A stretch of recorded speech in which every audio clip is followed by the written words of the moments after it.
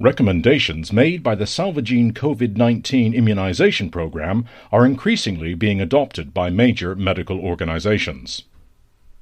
Medical associations such as DEGAM, Deutsche Gesellschaft für Allgemeinmedizin in Familienmedizin in Germany, have been adopting the same recommendations we have been making to our premium clients since May as part of our COVID-19 immunization program and have developed their own individual measures based on this strategy.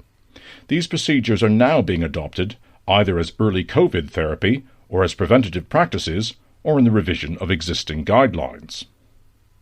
The background to this is that runaway infection rates in Europe and America, soon no doubt to be followed in the Southern Hemisphere, are leading to scenarios in which infected persons cannot be admitted to hospital at an early enough stage.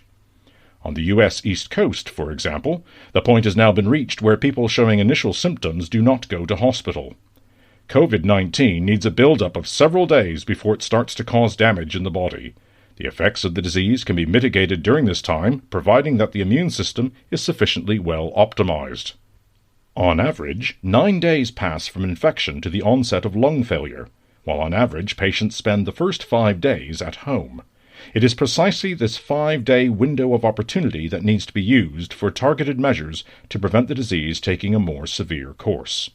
The consequences of allowing this time to pass without any remedial action being taken or a disease management regime being put in place are potentially fatal.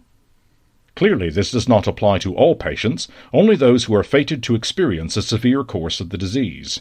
In the Allgemeinmedizin COVID-19 Immunization Program, the risk factors are very carefully calculated by our in-house AI, artificial intelligence, program. The COVID-19 risk factor and the cytokine risk factor are reliable indicators for predicting the overall risk in advance. Colleagues at King's College in London have published a preprint, i.e. a full draft research paper that has not yet been peer-reviewed, on this matter, as not everyone has access to an AI program to develop so-called symptom cluster categories. Allgemeinmedizin will co-develop this project in parallel with the AI evaluation at the end of the year.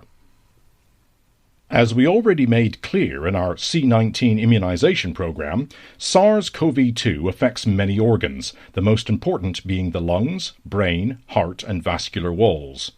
The sugar levels of infected individuals can also be derailed if the virus gets into the pancreas. The situation becomes particularly dangerous if the infection also disrupts natural blood coagulation processes and promotes the formation of clots. We have documented many cases, especially during the first wave in northern Italy, where people with mild symptoms who were at home suddenly suffered a heart attack.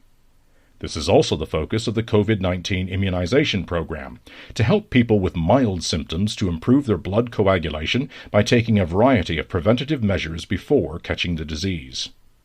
The problem is now becoming acute in Germany, for example, because a large proportion of people with the disease have to be treated at home, so that even patients with moderate symptoms can no longer be admitted to hospital as precaution. Self-management at home is highly risky. With COVID-19, patients may feel that they are only mildly ill, even though their levels are already within a critical range. Other members of the household may also get the mistaken impression that the patient is less seriously ill than he or she really is. This is because the virus also infects nerve cells, which prevents the alarm system from sending an alert to the brain. The discrepancy between self-perceived and actual levels of lung damage caused by COVID-19 is a fairly typical feature of the disease. Even after oxygen saturation in the blood has already dropped dangerously low, the individual may not notice any shortness of breath. If infected individuals were to check their oxygen levels much more regularly, gas exchange disorders would be picked up at a much earlier stage and could be much better treated with oxygen.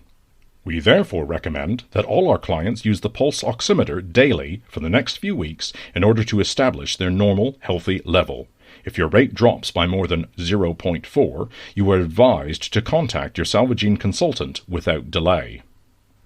In addition to specially developed measures for optimizing blood clotting factors, we also recommend having very low doses of heparin on standby at home for emergency administration. This still presents some difficulties, although various regions, federal states, and countries have become more open-minded about this particular remedy. It is a sensible precaution to have blood-thinning agents at home so as to be prepared for emergencies. Regarding the categories of symptom clusters that we outline below, it can be said that these are generally symptoms that manifest themselves in the first 5 days. Category 1. Cold-like illness without fever. Early symptoms: sore throat, cough, headache, loss of taste, chest pain, aching limbs. Risk of a severe course: low, 1.5% need ventilation. Category 2. Cold-like illness with fever. Early symptoms: sore throat, cough, headache, loss of taste, chest pain, aching limbs, hoarseness. Leading symptoms: fever and loss of appetite. Risk of a severe course: medium, 4.4% need ventilation. Category 3. Gastrointestinal type. Early symptoms: headache, sore throat, loss of appetite, loss of taste, chest pain. Leading symptoms: absence of cough, diarrhea. Risk of severe course: medium, 3.7% need ventilation. Category 4. Exhaustion type.